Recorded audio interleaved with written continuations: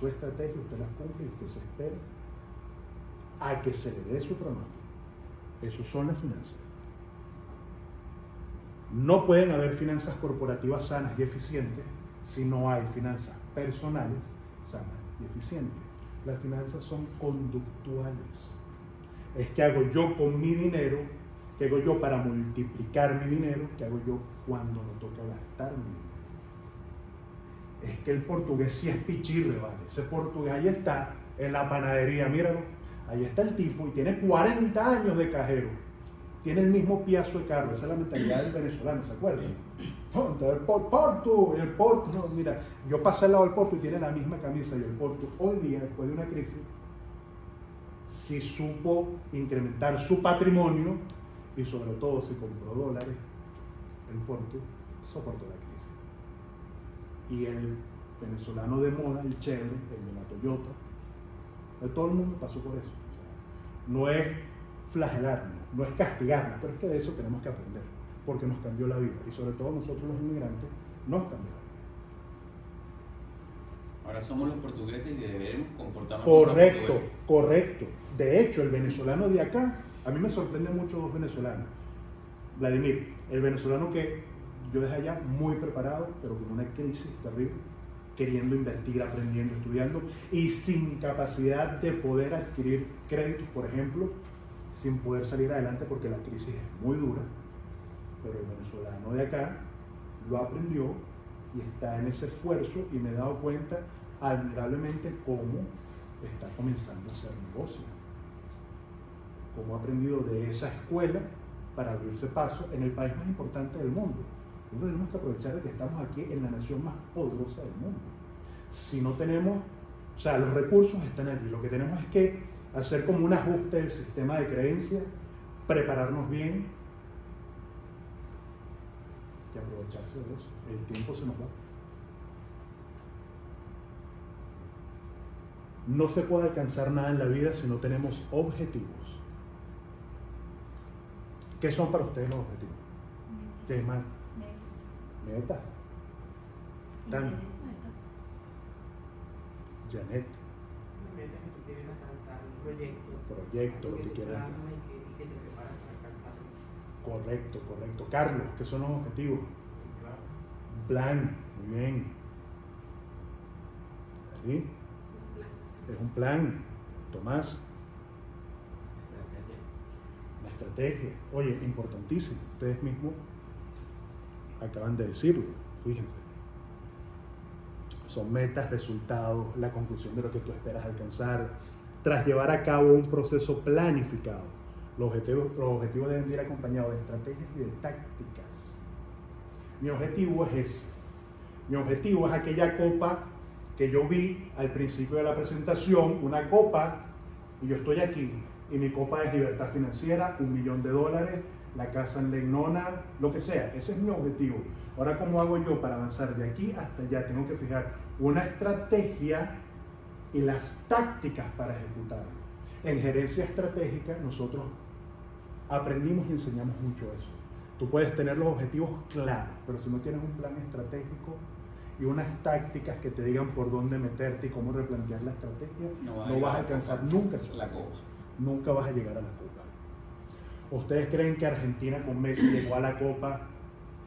Eso es otra cosa, aquí se ve muy poco fútbol. Aquí es un país de béisbol y de baloncesto y de fútbol americano. Pero vieron el mundial, o saben que Argentina ganó el mundial, ¿no? Ok, y eso fue al azar que Argentina llegó y le ganó a todos los equipos porque estaba Messi. No, había un objetivo, había una estratega y había unas tácticas que se fueron cumpliendo para que pudieran alcanzar la Copa del Mundo. Y fíjense algo, esas estrategias y las tácticas son de corto, mediano y largo plazo. El objetivo siempre es de largo plazo. Lo que es de corto, mediano y largo plazo son las estrategias y las tácticas. Hablando de finanzas personales, los objetivos de la persona que quiere mejorar y alcanzar una mejor finanza personal tienen que pasar por tener estos objetivos: controlar, ahorrar, invertir y medir. Y sobre eso es lo que yo les voy a hablar el día de hoy. Fíjense, los objetivos financieros siempre son controlar, ahorrar, invertir y luego medir. Revisión. Y una palabra muy no fastidiosa, pero una palabra que a todo el mundo le tiene miedo, que es la auditoría. Porque la asociamos con el IRS, que te va a auditar las personas que trabajan en el campo de los seguros o preparadores de taxes. Me va a caer claro, porque es que el IRS tiene que auditar, tiene que controlar, tiene que ver cómo fue tu declaración en función de a tus ingresos y a tus egresos. Pero esa auditoría es muy necesaria para el mundo de las finanzas. Hay auditores internos y externos en las empresas. El GM de un negocio lo que está básicamente es midiendo todo lo que su estructura corporativa está haciendo. Van midiendo números y en función de eso toma correcciones. Vamos a hablar sobre las finanzas. Ese va a ser nuestro primer punto del día de hoy. ¿Y qué es o qué son para ustedes las finanzas? Caballero, claro y conciso. Las finanzas tienen que ver con cómo maneja uno el patrimonio que uno pueda tener, ¿no? Los activos y los pasivos que tú puedas tener y cómo haces para manejar esas situaciones. Eso está muy bien, correcto. Por acá, ¿qué me pueden decir sobre las finanzas?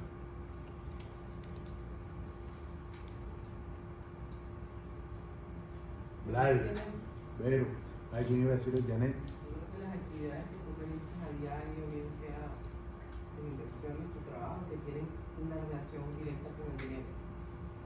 Correcto, relación directa con el dinero, muy importante. Por allá, Vlad.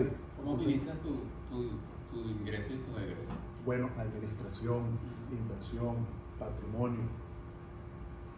¿Alguien más quiere incorporar algo? Tan Como el control que tienes tú sobre tus propios ingresos, como dice el Señor, y manejarlo hacia un futuro sobre todo. Una importante, estabilidad. manejarlo hacia el futuro. Manejarlo como un negocio, muy bien, muy bien. Piensen que no estamos tan mal, estamos muy bien. Es el área de la economía que estudia el funcionamiento del mercado de dinero. Esto es un concepto aburrido, fastidioso de un libro de economía. Dinero de capitales, las instituciones que operan en ellos, las políticas de captación de recursos, en criollo, cómo entra y sale el dinero en nuestras vidas. Finanzas, cómo entra y cómo sale el dinero en nuestras vidas. Cómo entró el dinero, cómo salió el dinero. Cómo obtenemos créditos para financiarlo. Cómo creamos un presupuesto para controlar el gasto. Cómo creamos patrimonio o lo destruimos. Y cómo se mueve el dinero en nuestras vidas. Para mí finanzas es cómo se mueve el dinero en nuestras vidas. Punto. ¿Cómo están tus finanzas? ¿Cómo están tus finanzas? No vale, buenísimo. Fíjate, Vlad, no vale, buenísimo. No, negocio y me metí $70,000. Oye, te felicito. ¿Y cuánto estás gastando? $70,000. ¿Cuánto te pagó? 80,000. No vale. Carlos, es un negocio de $100,000. Soy un fenómeno. Ah, chévere. ¿Cuánto tienes de deuda? ¿Cómo están esas tarjetas de crédito? No es más rico el que más dinero hace. El que mejor administra. El que mejor administra y el que menos gasta. El portugués era más rico que el que llegaba en la Montero y se comía 7 cachitos y él se lo servía. Ah, Porto, ¿qué tal? Un cafecito, está pasadito, está perfecto. Este facturó, aquel gastó. Claro, acuérdense que esas generaciones vienen de la guerra, de la Segunda Guerra Mundial y de guerra, por lo menos en España, mis abuelos y mi papá vinieron de la Guerra Civil Española. Vinieron huyendo en lo que hoy día se conocen como pateras. Yo soy hijo de migrantes canarios. Y yo en la conducta, no de mi papá, porque mi papá disfrutó la Venezuela bonita, de los Impala, de los Dar, de Ilan, de esa Venezuela, de la Venezuela del derroche.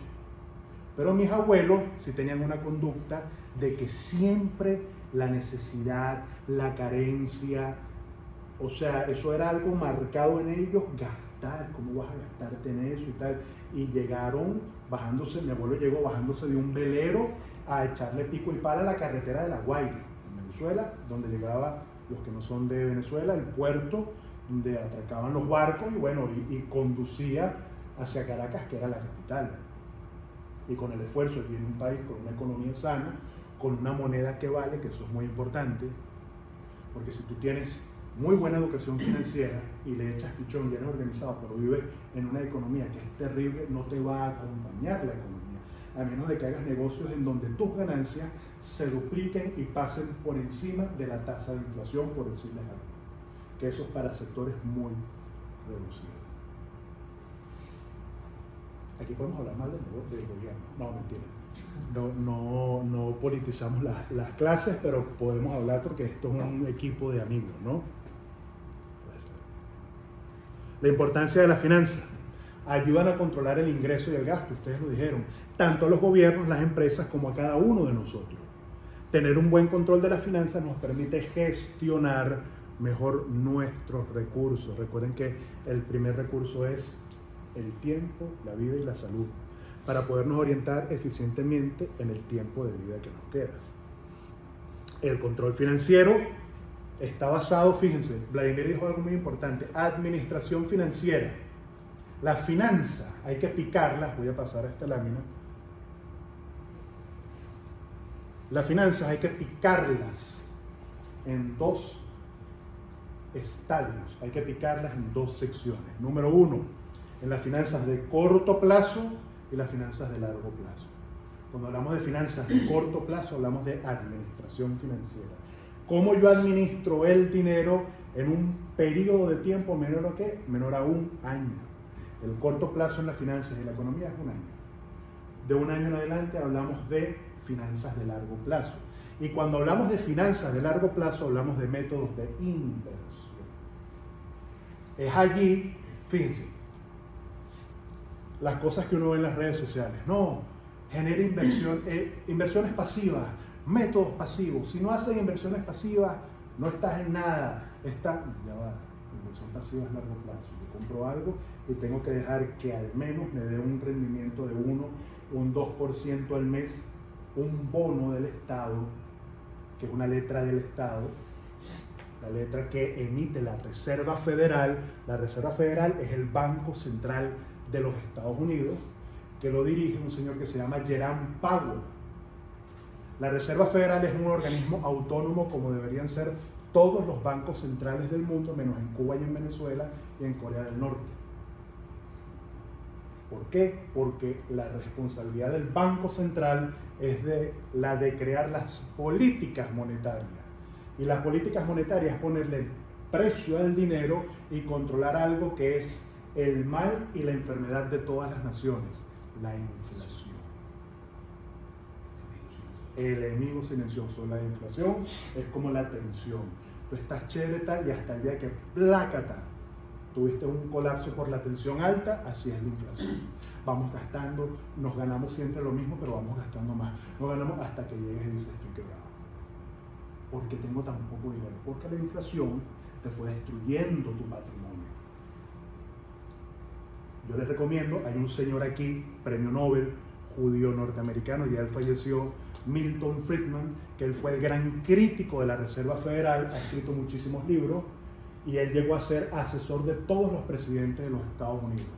Y él se dio a la tarea de denunciar todas las políticas erráticas de la Reserva Federal, porque ¿qué es lo que pasa con los gobiernos o con los bancos centrales? Que cuando hay déficit fiscal, ¿qué es déficit fiscal? Cuando el gobierno no tiene la capacidad de cumplir con los compromisos públicos, pagarle a los pensionados, educación, alimentación, a los militares. Cuando mi administración de corto plazo es ineficiente, voy a la Reserva Federal o voy al Congreso y digo, necesito que me aumenten el techo de la deuda. Este señor, el presidente bueno, que hay libertad de expresión, aquí podemos, el señor Joe Biden, él ha solicitado 3 veces que le aumenten el techo de la deuda, y la Cámara de Representantes y de Senadores se les ha opuesto. ¿Por qué?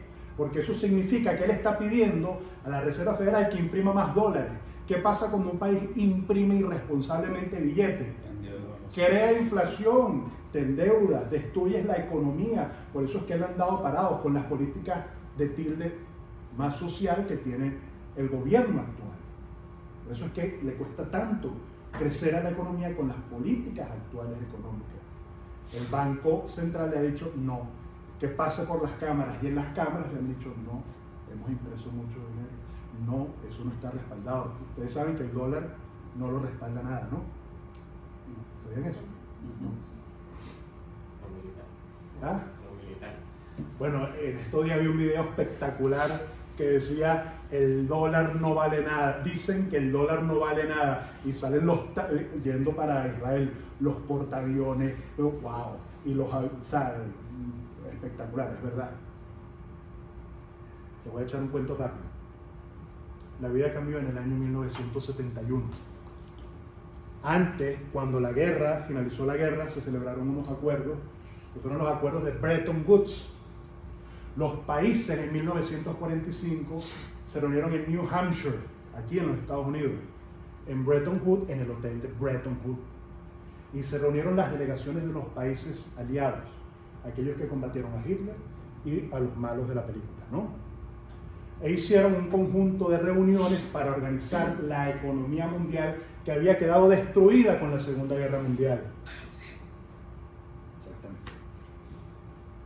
En ese momento hubo dos grandes protagonistas, el representante de los Estados Unidos y el representante de Inglaterra. Inglaterra, hasta la Segunda Guerra Mundial, era la moneda más poderosa del planeta, representada por un caballero que fue premio Nobel, el señor Smith. Y el hombre dijo, bueno, vamos a organizarnos, pero para organizar esto la economía debe de tener una moneda de uso común a todos los países, porque estamos destruidos. No es lo mismo transarnos en pesos mexicanos, en bolívares venezolanos, era la cuarta, quinta moneda del mundo en ese entonces, en dólares, libras esterlinas. Yo propongo una caja de conversión que sea como un gran banco central en donde la gente coloque las transacciones, hagan el estudio de la paridad y le pague a cada comerciante lo que le corresponde con el intercambio de las monedas. Y los Estados Unidos dijeron, no, la guerra se ganó gracias a nosotros. Nosotros nos merecemos el derecho de que el dólar sea la primera moneda de la economía mundial. Le dio un golpe en la mesa porque nosotros dimos los ejércitos y la guerra se ganó gracias a nosotros. Fue en ese momento que la historia cambió y en donde los países, en los acuerdos de Bretton Woods, ahí nació la Organización Mundial del Comercio, la Organización Mundial de la Salud, ahí nació el Fondo Monetario Internacional y el Banco Mundial.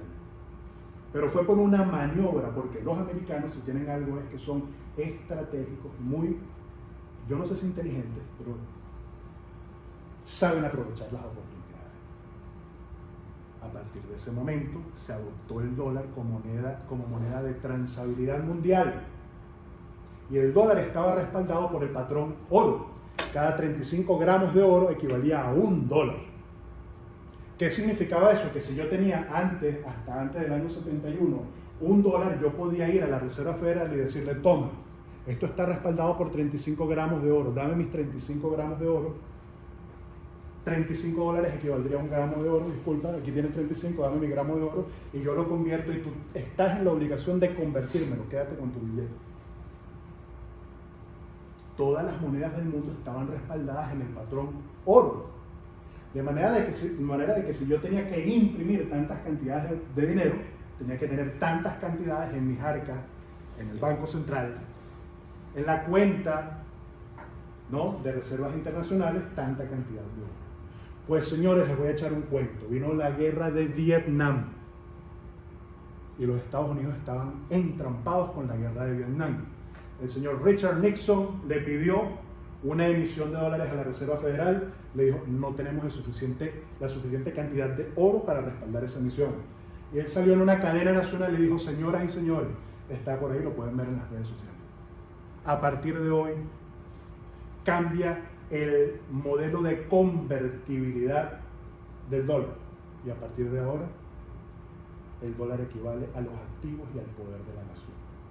Es por eso que el billete dice, in God trust, en Dios confío. El dólar solamente lo respalda la confianza que nosotros depositamos en él. 1971, y ese modelo lo siguieron todos los países rompieron con el patrón oro como convertibilidad de la moneda y a partir de ahí comenzó a acelerarse la inflación en el mundo. Comenzaron los bancos centrales a imprimir monedas para respaldar el gasto público. A Venezuela la destruyó. A Venezuela la destruyó el Banco Central y PDVSA financiando esa mezcla satánica, porque llegó un señor extremadamente populista, imprime y gasta, imprime y gasta, imprime y gasta. $1 equivale tanto. Y nos llevó a la destrucción como sociedad. Volvemos al tema. Finanzas personales. Ahorro, presupuesto e inversión. Son 3 conceptos necesarios que tenemos que entender y aplicar en nuestras vidas, de una u otra manera. El ahorro es la parte de ese ingreso que no se usa para el consumo. Yo me gano $7,000 y yo destino $2,000 y los separo